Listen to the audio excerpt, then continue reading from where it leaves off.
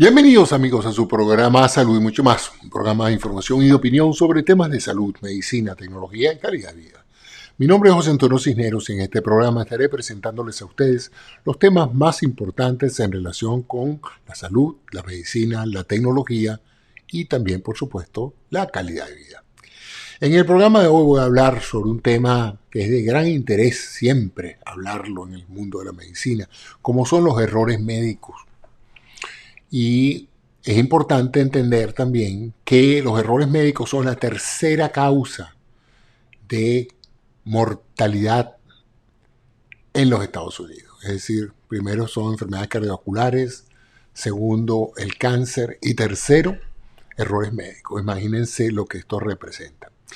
Esto significa pues que hay que hacer un gran énfasis en mejorar la calidad de los procedimientos médicos que se realizan.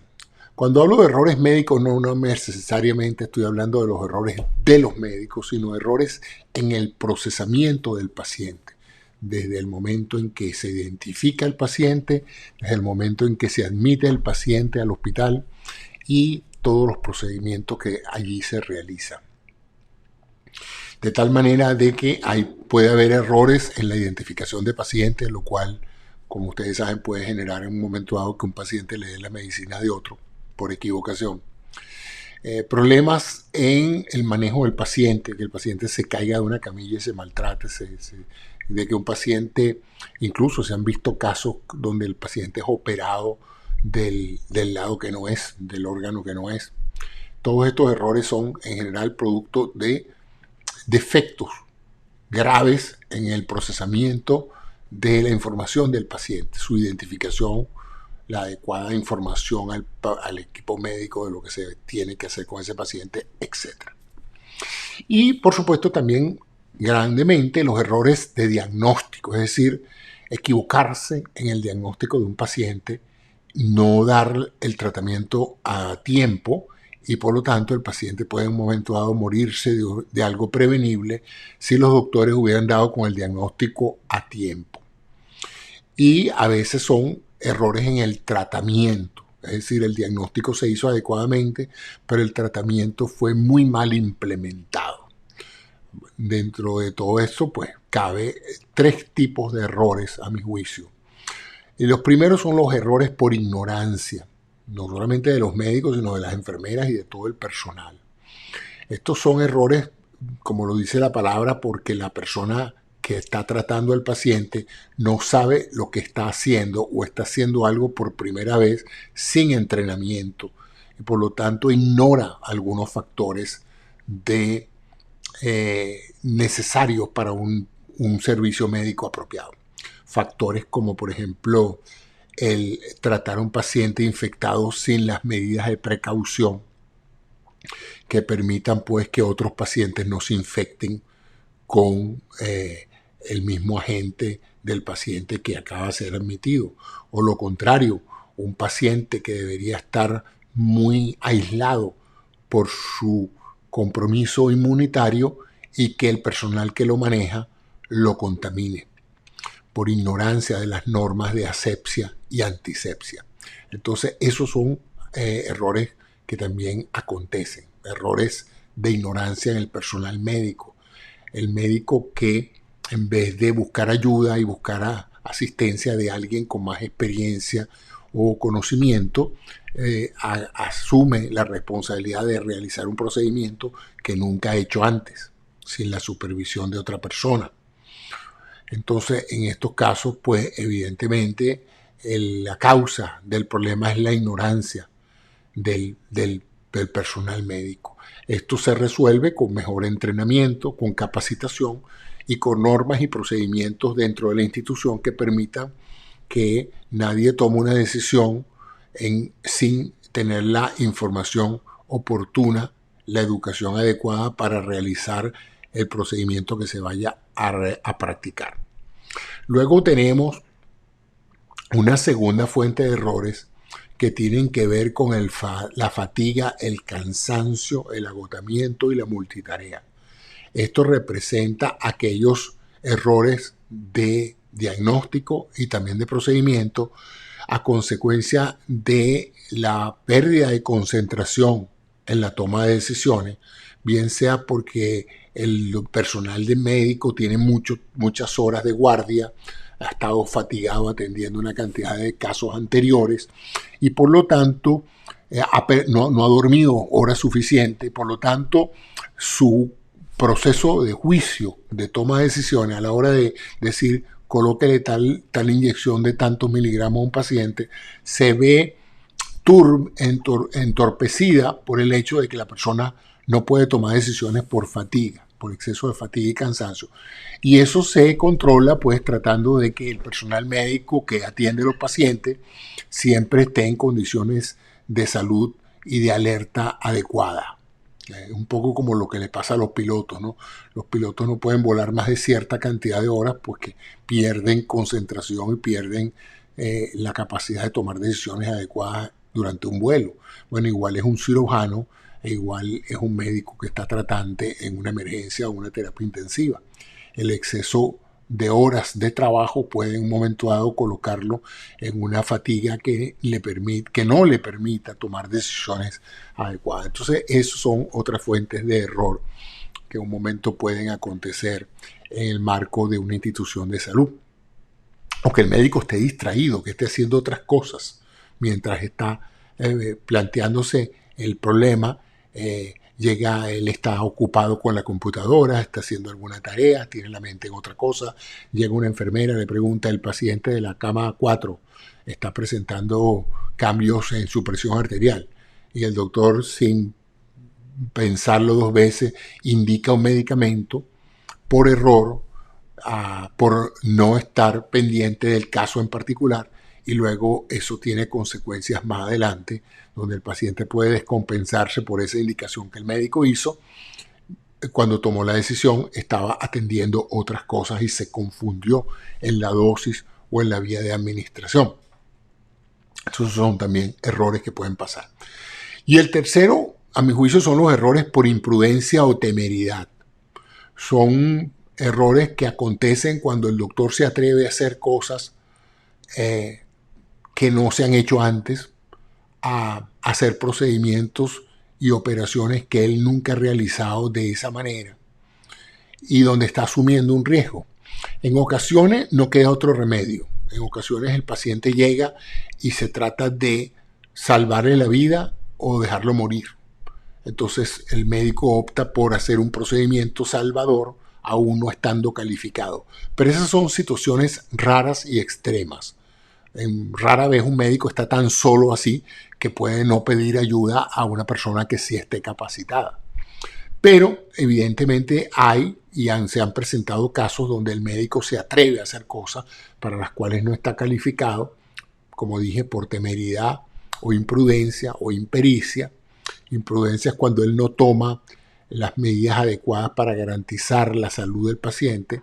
Impericia es cuando simplemente no tiene la destreza para hacer lo que pretende hacer. Y en estos casos pues se crean consecuencias que en un momento dado afectan la salud, la calidad de vida del paciente una vez que se ha hecho el procedimiento equivocado.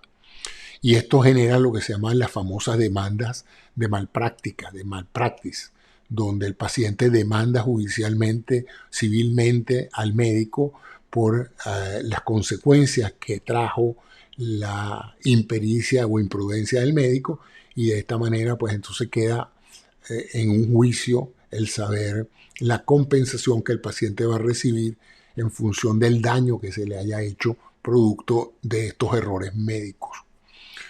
Y estos errores médicos a veces no son individuales, caen en varios personal de salud. Por ejemplo, en algunos casos quirúrgicos, el paciente puede no solamente demandar al cirujano, sino al anestesiólogo y al asistente al cirujano, puesto que los tres en un momento dado, ante la impericia del cirujano, han podido tomar medidas que previnieran los daños que se presentaron.